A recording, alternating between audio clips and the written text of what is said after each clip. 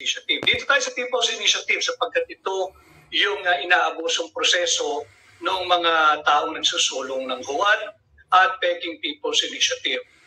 The reason why I was in Davao, because I am not for sale. Much like you and much like most of the Filipino people, not just the Davaoenos, we are not for sale. At sabi ko, nung ako'y naimbitahan doon, I didn't even know what to expect. I didn't even know that I will be asked to give my message or speak in front of the many people who attended. Hindi lang ho Davaoenos yun, yung Leaders Forum. Yung po ay iba't ibang leaders na nagmula sa iba't ibang panig. Binibigyan nyo kami ng bastardo, People's Initiative. Hindi tayo dapat basta manahimik. Labanan natin dahil ang layunin lang naman nila hindi mapabuti ang kalagayang ekonomiya at ang buhay ng mga Pilipino. Ang layunin nila ay mapanatili ang kanilang sarili sa kapangyarihan at patuloy nilang lustayin ang kaban ng bansa. Hindi, isa ako sa maraming Pilipino. Alam kong marami nang nagising. Huwag tayong pumayag.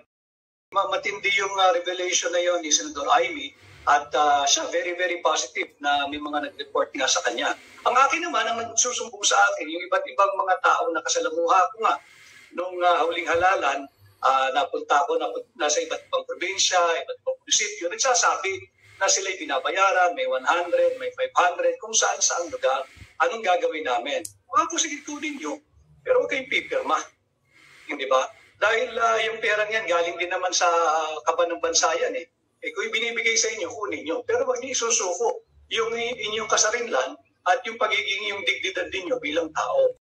Yung Commission on Election, kahapon ay nagpahayag sila at nabasa ko sa pahayagan ngayon na they are putting on hold indefinitely yung pagproseso ng mga pirmang sumasampa sa kanila. Wag po tayo magpapalin lang dyan sa pahayag na yan ng chairman ng COMELEC, na akin din naman nakasama dati si Chairman George Garcia. Hindi ho kayo hero dahil pinatigil ninyo indefinitely, suspended indefinitely yung proseso nung pag-verify ng pirma. Ginagawa mo lang, yung dapat ginawa mo nung simula pa na.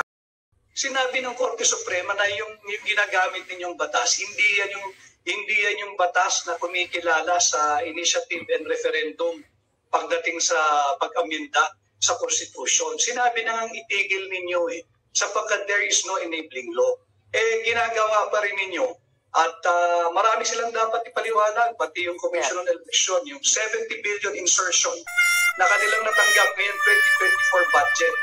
Saan nila gagamitin yung 70 billion? Para daw sa plebisito. Imagine ninyo mga kababayan, hindi pa tumatakbo yung proseso ng initiative, may pondo na. Para linalabanan natin doon sa Davao, kaya tayo nagsama-sama. We are asking for transparency. Paano nyo maginagasta ang pera ng sambayan ng Pilipino? Utang tayo ng utang. Sabi nyo wala tayong pera. Pero meron tayong higit na 700 billion pesos on program funds itong 2024 budget. Ikala ko wala tayong pera. Bakit meron tayong unprogram? Pag unprogram, subject sa ano lang yan sa kapritsyo at kung ano man ang maisipan ng mga tinatawag nating dapat steward or taga-protekta ng ating kaban. Una ko, naramdaman ko na hindi takot ang Pilipino. Nag-aantay lang ito, alam mo talagang matiisin ng Pilipino Minsan to a fault. Masyado tayong matiisin na hanggat kaya, sige lang. Pansinin, hayaan mo lang, pagpasensyahan mo rin. At kaya lang, they have pushed the envelope too far na naantig na ang Pilipino na teka muna, linalapastangan nyo na kaming harap-harapan. Kayo naman gusto niyo yung saligang batas. At alam naman ang layunin, huwag na tayo magpaikot-ikot pa. Ang layunin, mapanatili ang kanilang sarili sa gobyerno, sa kapangyarihan, sa panghalan. Buti sana kung magaganda yung ginagawa hindi. Alam mo, huwag tayong magpadala doon sa mga the usual, yung mga trolls. Oh, by the way, uulanin tayo, maharlika ng trolls. Good morning sa inyong lahat and welcome to Boljak TV. At narito magkaharap kami ni Maharlika and feel free to comment. You're welcome. Kung titingnan mo, para sa akin, galing sa puso talaga naman. At yun across the board niyang mensahe. na natuon lang kay Pangulong Marcos. Ang sinabi niya napakaganda nga. Kung wala ng pagmamahal at aspiration, ang isang leader, take away the personality, ang isang leader sa kanyang pinamumunuan, sa kanyang dapat pinaglilingkuran, the honorable thing to do is to resign. And that applies to him as well, to Mayor Baste. And I think alam din niya yun. Pag wala na siyang puso at pagmamahal at aspiration para sa mamamayan ng Davao City, I think yun din ang gagawin niya, mag-resign na lang ako. At yun din ang naging panawagan niya. Kaya I don't find it disrespectful.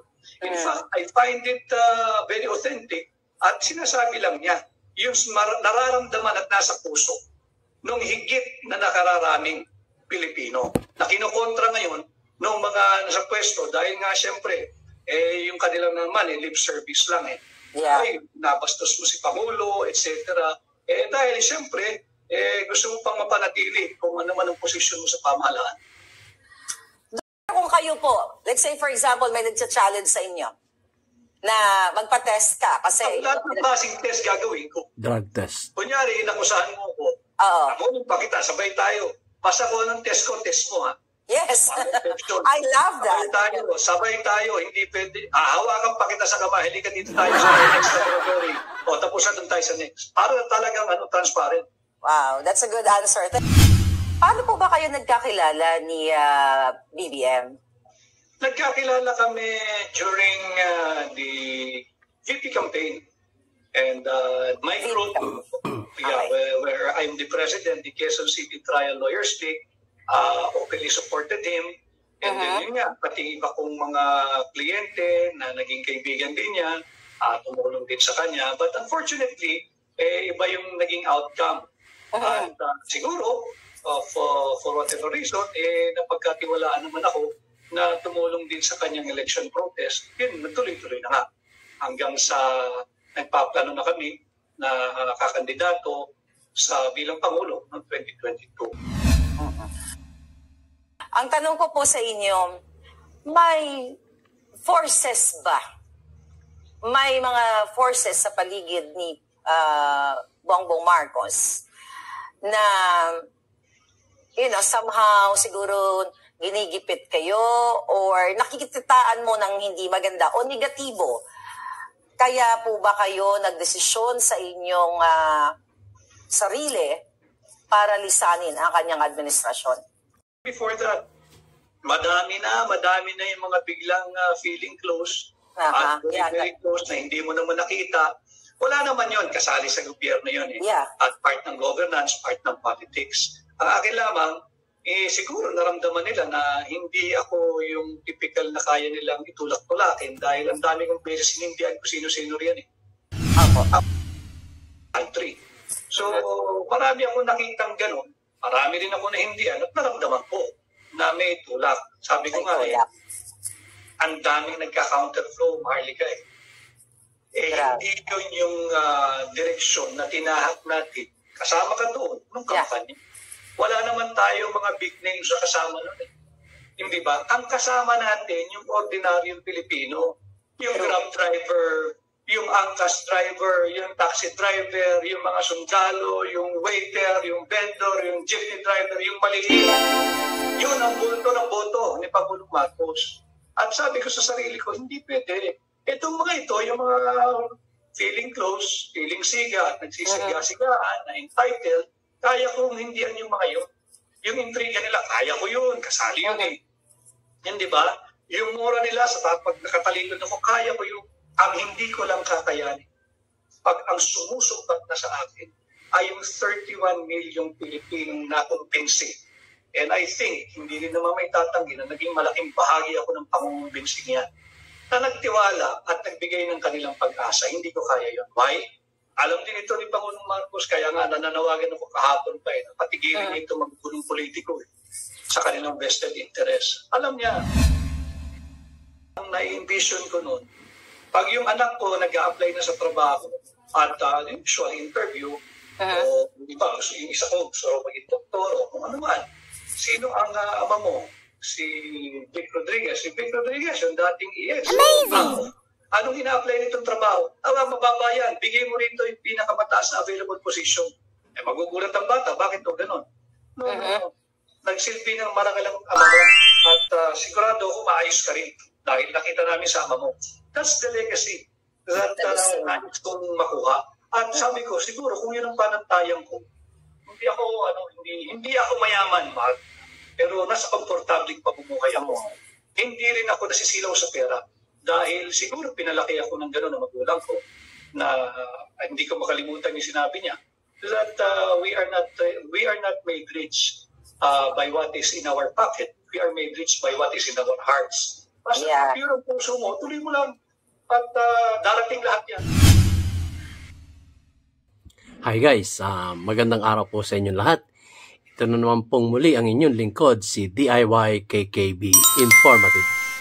At ang ating po ngayon matutunghayan ay ang interview ni Miss Maharlika kay dating ES, Executive Secretary Vic Rodriguez.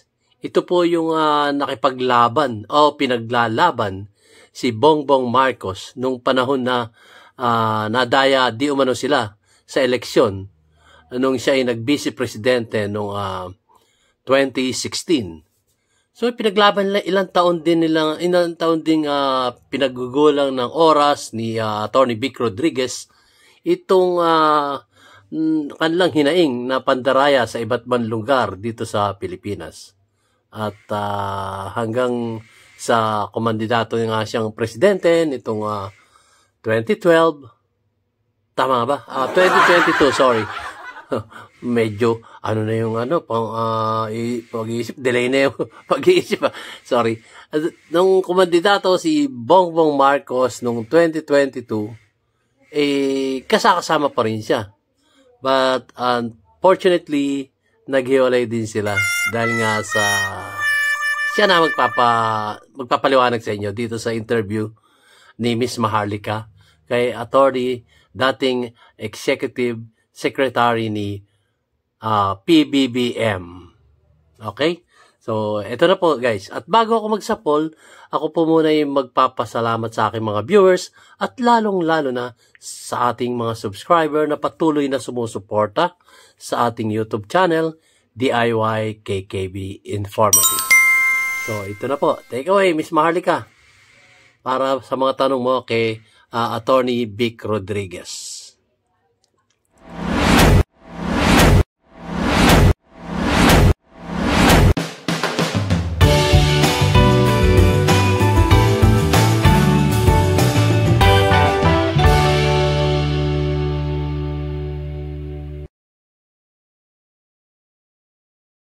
Evening there to you. Good morning dito sa mga kababayan natin. And I don't know what to say. Ako'y ninenervyo sapagkat finally nagkaharap tayo.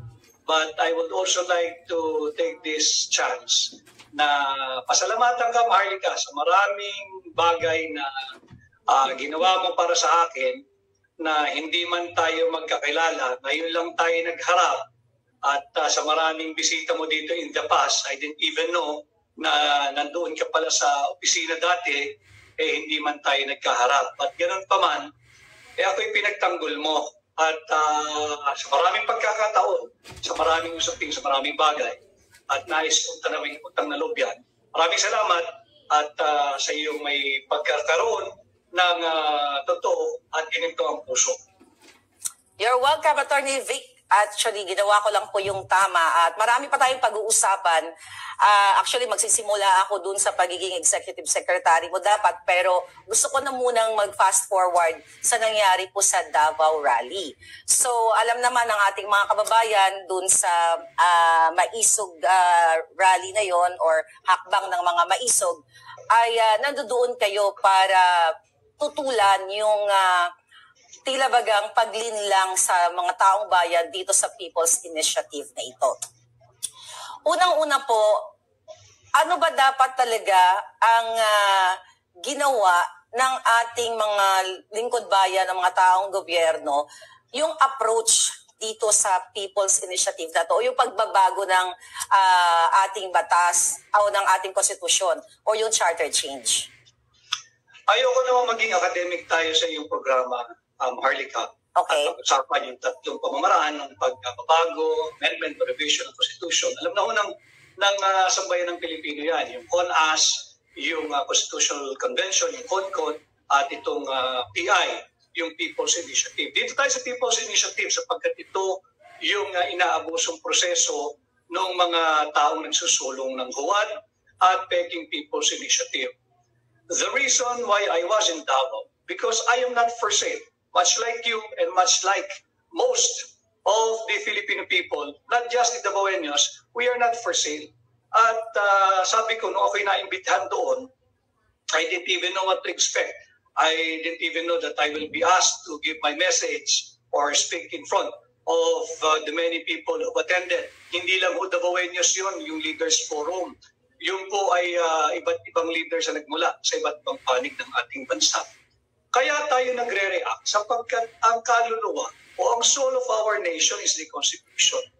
If you tinker with the Constitution at linalapastangan nyo ng harapan at binibigyan nyo kami ng bastardo People's Initiative, hindi tayo dapat basta manahimik.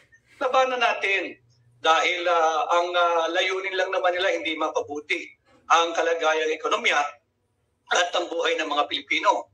Ang layunin nila ay mapanatili ang kanilang sarili sa kapangyarihan at patuloy nilang lustayin ang kaban ng bansa. Hindi, isa ako sa maraming Pilipino. Alam kong marami nang nagising. Huwag tayong pumayag sapagkat yun nga, lantaran yung paglalapastangan at talagang binibigyan nyo kami ng bastardong People's Initiative. Maganda yung People's Initiative, maharlika. Pagbukas mo pa lamang ng ating saligang batas, Article 2, Section 1, nariyan, dinescribe ano ba ang Pilipinas. The Philippines is a democratic and republican state. Yung pangalawang sentence doon, malinaw, sovereignty resides in the people. Tayo po yun, sambayan ng Pilipino. And all government authority emanates from them, from us.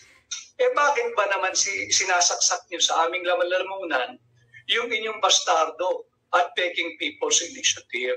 Doon tayo umaalma dahil nakausap ko nga yung aking mga kaibigang abogado rin, iba retired judges, justices. Sabi ko, alam ninyo, kung ang tayong mga abogado ay hindi makikialam, siguro isoli na lang natin yung ating lisensya sa Korte Suprema at hayaan na lang natin yung paglapastangan sa saligang batas na kung saan nanumparing kami rin Bago kami naging abogado nanumparing kami na aming ipagtatanggol ang saligang batas at kami tutupad sa mga alintuntuning nakasaad dito. Yeah. So, Attorney Vic, for sure aware po kayo dun sa in-expose din actually ni Senator Amy, the presidential sister, na ang Speaker of the House ay nagbigay o nangmudmod ng 20 million sa bawat mga kongresista na nagsusulong nitong People's Initiative na ito. Ano pong masasabi niyo doon? Yun, ang matindi yung revelation na yun ni Senator Amy at siya very, very positive na may mga nag-report nga sa kanya. Ang akin naman, ang nagsusumbong sa akin, yung iba't ibang mga tao na kasalamuha ko nga nung huling halalan, napunta ako nasa iba't ibang probinsya, iba't ibang munisipyo, nagsasabi na sila'y binabayaran, may 100, may 500, kung saan lugar, anong gagawin namin? Ako, sige, kunin nyo, pero huwag kayong pipirma. Hindi ba? Dahil yung perang yan, galing din naman sa kaban ng bansa yan kung binibigay sa inyo, kunin nyo. Pero wag niyo isusuko yung inyong kasarinlan at yung pagiging yung dignidad ninyo bilang tao. And not just the enablers, maraming enablers tong peke o huwad na People's Initiative. Hindi lang yung mga kongreso o yung mga miyembro ng LGU na nagtutulak ito. Meron din isa, yung Commission on Election. Kahapon ay nagpahayag sila at nabasa ko sa pahayagan ngayon na they are putting on hold indefinitely yung pagproseso ng mga pirmang sumasampa sa kanila. Wag po tayo magpapalit lang dyan sa pahayag na yan ng chairman ng COMELEC na akin rin naman nakasama dati si Chairman George Garcia. Hindi ho kayo hero dahil pinatigil ninyo indefinitely, suspended indefinitely yung proseso nung pag-verify ng pirma. Ginagawa mo lang, yun dapat ginawa mo nung simula pa lang. sapagkat Maharlika, 1997 case kay dating Senador Miriam Defensor Santiago. Umabot yung unang kaso ng People's Initiative. As early as 1997, the Supreme Court already enjoined the Commission on Election from entertaining any and all petition on initiative to amend or on amendments to the Constitution. At yung TRO na yan ay matagal nang naging permanente. Dapat nalalaman mo yan bilang pinuno ng COMELEC. Pero nagpagamit ka din eh. Pinoproseso pa yung mga pirma eh. Pwede ka bang mag-determine ng totoong People's Initiative based on signatures? Malinaw din, Maharlika, doon sa naging desisyon ng Korte Suprema sa dalawang kaso, yung 1997 case nung kay dating Senadora Miriam Defensor Santiago at the most recent one, the 2006 case, kaibigan ko rin ito, yung petition naman ni Attorney Raul Lambino. Sinabi ng Korte Suprema na yung ginagamit ninyong batas, hindi yan yung batas na kumikilala sa initiative and referendum pagdating sa pag-amenda sa Constitution. Sinabi na nga itigil ninyo sapagkat there is no enabling law. Ginagawa pa rin ninyo. At marami silang dapat ipaliwanag, pati yung Commission on Election, yung 70 billion insertion na kanilang natanggap ngayon 2024 budget. Saan nila gagamitin yung 70 billion? Para daw sa plebisito. Imagine ninyo mga kababayan, hindi pa tumatakbo yung proseso ng initiative, may pondo na para sa plebisito. Sabi ko nga sa panayam sa akin kahapon, kumbaga sa criminal case, itong ginagawa nila premeditated. Talagang aggravating, talagang winawalang hiya tayo at hindi tayo dapat pumayag. So, Attorney Vic, let's say, I believe may hearing ngayon dyan sa Senado patungkol dito sa pag-bribe ng 20 million sa mga kongresista. Fast forward, let's say for example, later on, talagang mapatunayan itong Office of the Speaker, Speaker Romualdez and the rest of the congressmen. Ano ba dapat sa batas ang ipapataw na parusa sa mga ganitong klaseng practice? Depende kung ano yung mga elemento ng krimen na mapapatunayan. But definitely, ito ay paggalaw na naman, paglustay sa pera ng kaban ng bansa. At yun nga din yung linalabanan natin doon sa Davao, kaya tayo nagsama-sama. We are asking for transparency. Paano nyo maginagasta ang pera ng sambayan ng Pilipino? Utang tayo ng utang. Sabi nyo wala tayong pera. Pero meron tayong higit na 700 billion pesos on program funds itong 2024 budget. Ikala ko wala tayong pera. Bakit meron tayong unprogram? Pag unprogram, subject sa lang yan sa kapritsyo at kung ano man ang maisipan ng mga tinatawag nating dapat steward or taga-protekta ng ating kaban. Yeah. So, Attorney, nung nandoon po kayo doon sa Davao, ano po yung feeling ninyo doon sa mga taong nandoon na sumuporta doon sa event na yon? May nakita ba kayong nagkabayaran, di ba, compare doon sa kick-off rally? So ano yung yung excitement ng mga tao? Well, natuwa ako sapagkat alam mo yung sinasabi mo sa mga vlogs mo na talagang merong parang dark clouds hovering above us here in the Philippines dahil nga natatakot. Pero nung nandoon ako, naramdaman ko na hindi takot ang Pilipino. Nag-aantay lang ito, alam mo talagang matiisin ng Pilipino Minsan to a fault. Masyado tayong matiisin na hanggat kaya, sige lang. Pansinin, hayaan mo lang, pagpasensyahan mo rin.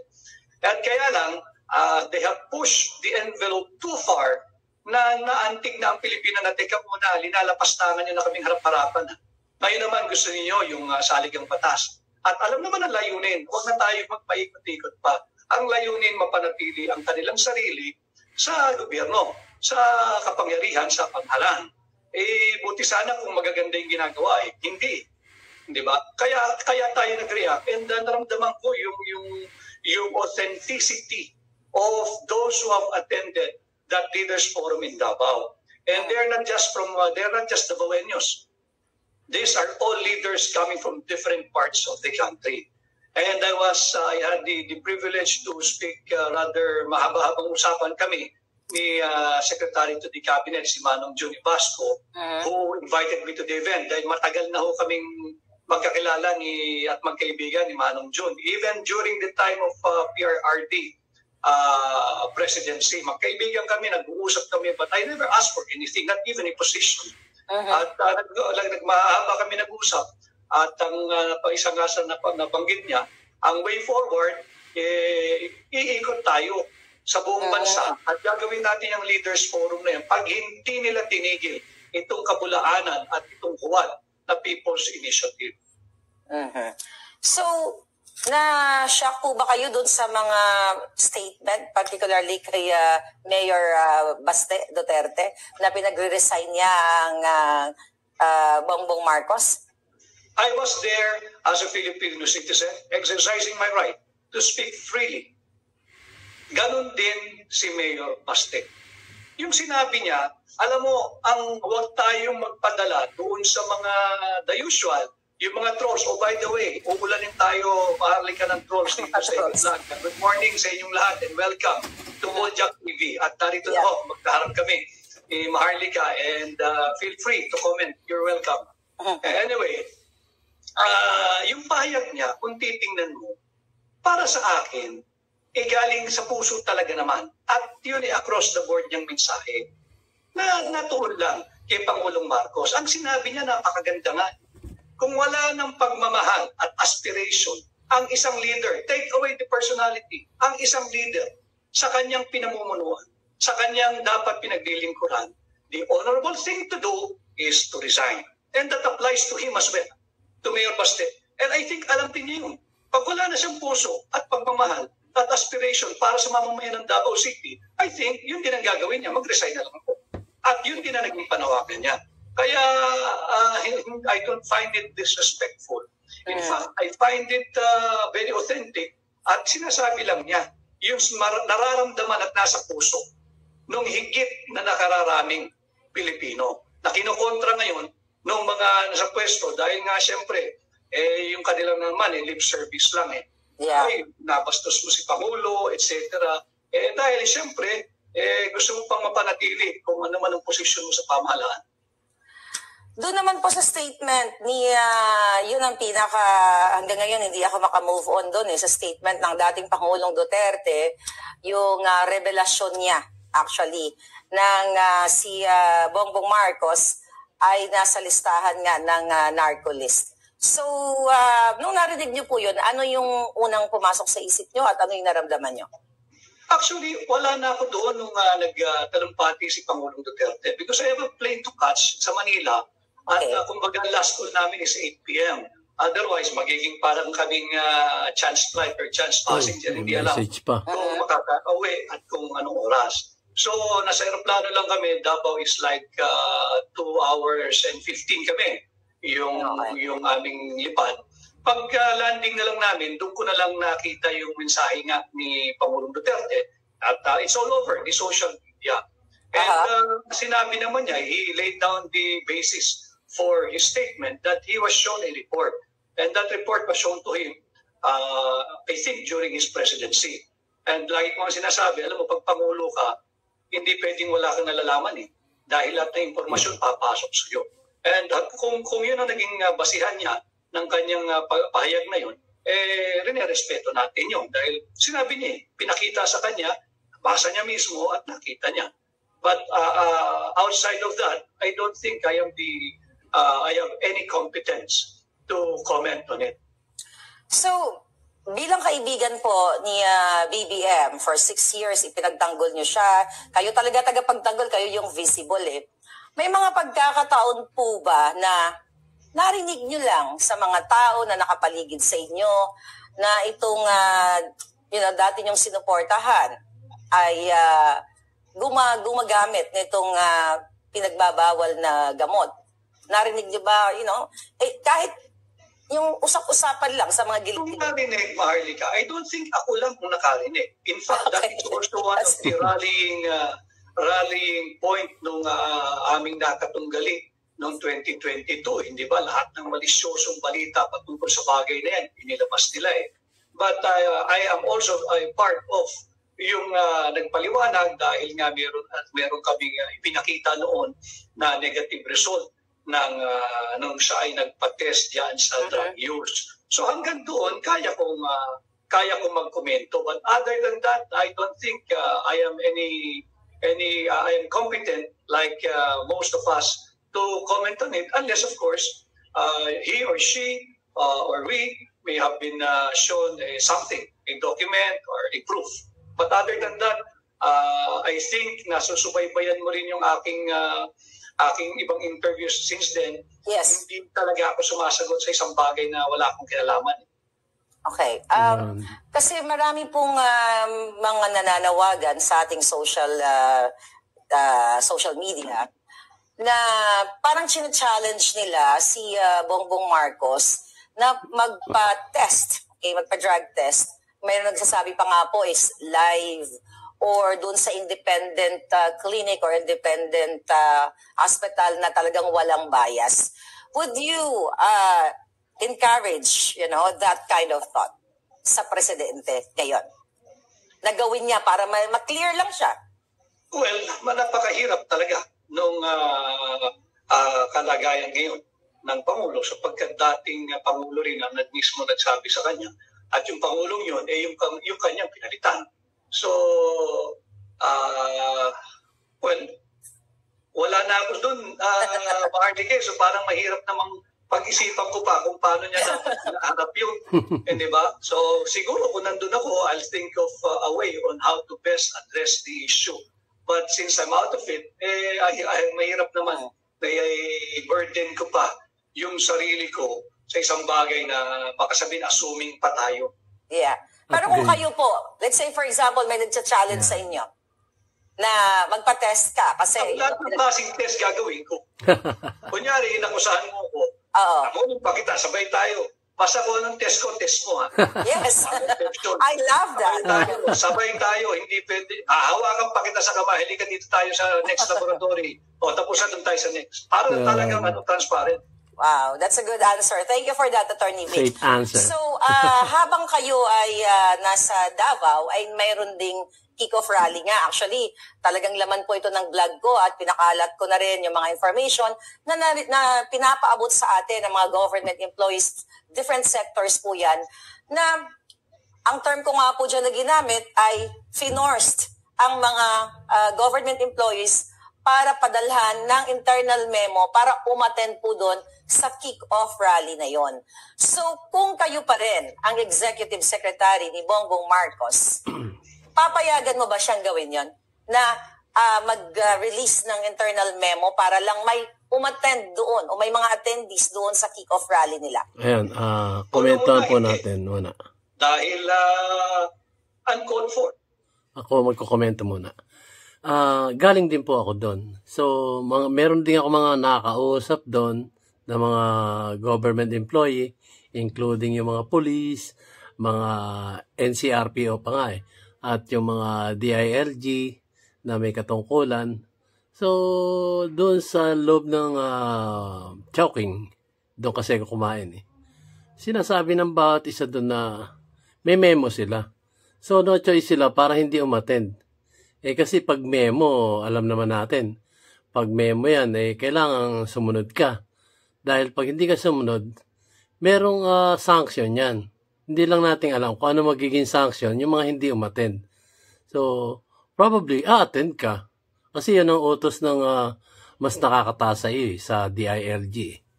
So, yun lang yung mga nakausap ko doon na wala naman silang ibang binanggit kung hindi dapat lamang silang umattend kasi doon nga sa memo. So, tunghayan naman natin yung sasabihin ng ating si Attorney Vic Rodriguez na dating supporter ni BBM. Ay, malabo mata ang lolo. Ano ba yan? It's the first time that I have seen and heard of just to ensure maximum attendance to a government-led rally, naging whole-of-nation approach.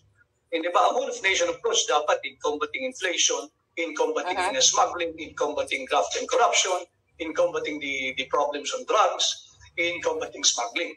Pero para lang mag-rally tayo, para lang masabi may maraming tao, whole of nation, magbibigay ka ng assistance ng IELTS, magbibigay ka ng may libreng medical pa yata, di ba? May libreng transportation to and from. Mabigat yun dahil siyempre napipilitan na lang. Dami kong kaibigan sa gobyerno napipilitan na lamang dahil nga compliance at livelihood and their personal economy is on the line. Baka naman matanggal, suspindi. Meron pang earned leave credits Yung pumasok nag-report nung Sunday, pumili ka kung anong araw mong gusto mag-leave ng Monday to Friday. In fact, I spoke with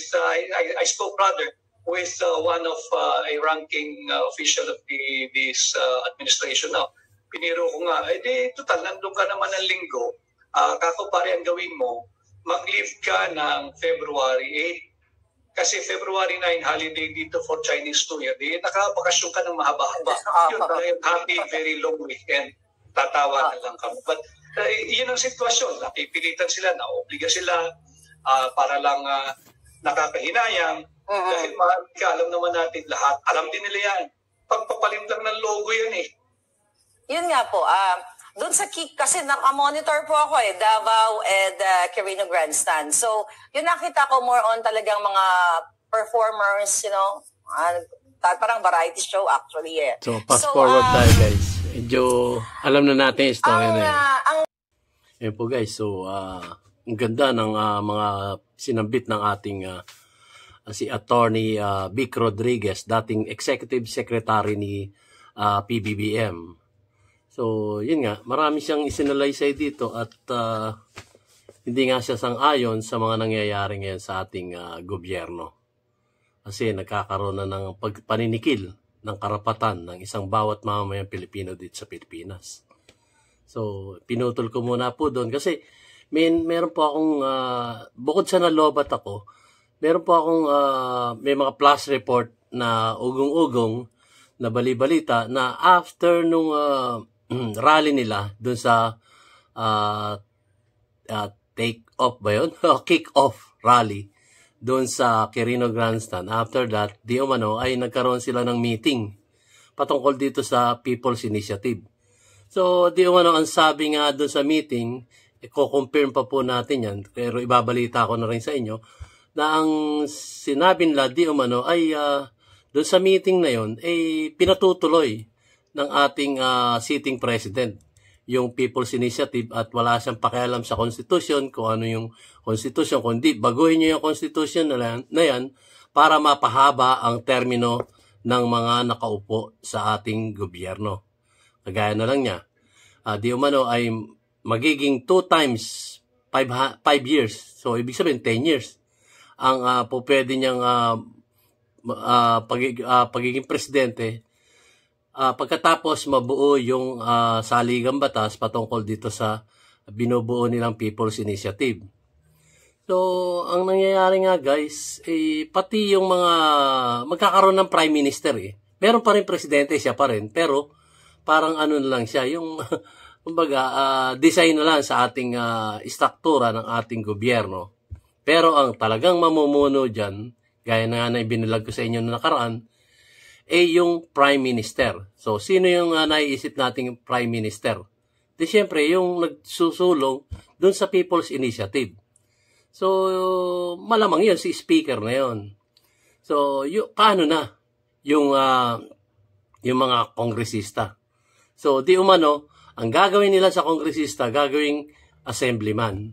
A-appoint ng Prime Minister yung mga assemblyman na nakaupo ngayon sa ating gobyerno, yung ating mga nasa lower house, gagawing assemblyman. So, walang limit ang kanilang power sa gobyerno, di ba? At ito po talagang sagad-sagaran na.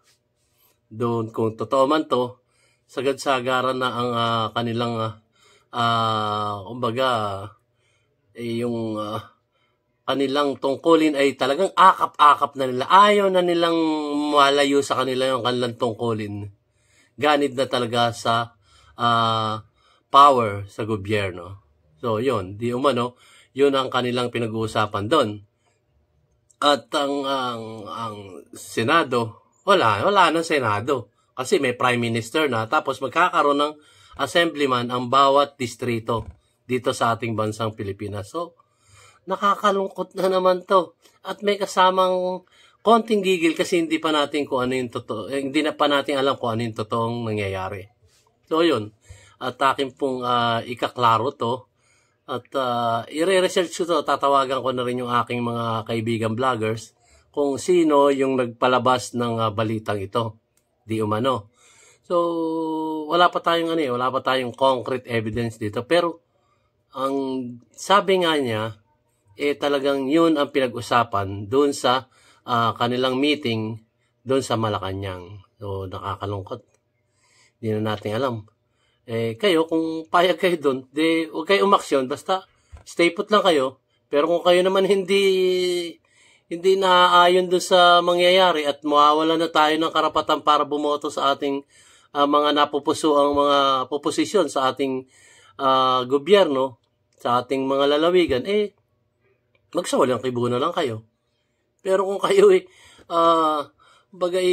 hindi naaayon doon dahil mawawalan tayo ng freedom to pick our government officials para iboto natin sa mga susunod na taon, tayo kumilos. Kumilos tayo ng naaayon sa ating mga puso't damdamin. Kung ano yung nasa saloobin nyo. So yan, nakakalungkot. Parang ayaw na nilang bitawan yung kanilang tungkulin. So syempre, yung ibang mga kongresista, kung totoo man to, talagang kakapit na sila sa patalim at para hindi sila mawala sa posisyon. Kasi, talagang ang lalaki ng pera nila, ang lalaki na nagiging budget nila. Na alam naman natin, yung mga nakaraan, kung ano nangyari, over budget sila. Hindi naman nagagastos lahat. Pero anong nangyayari? Kanilang gagawin savings pag sumobra yung budget nila. Di ba? Ang talino.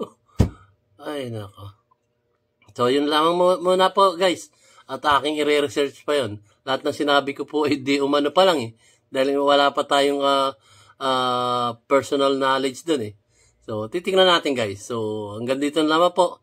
Ito po ang inyong lingkod, si DIY KKB Informative na nagsasabing nagsimula na ang kanilang simula at inaantay na lang ang wakas. Maraming salamat po sa inyo, guys. See you on my next vlog.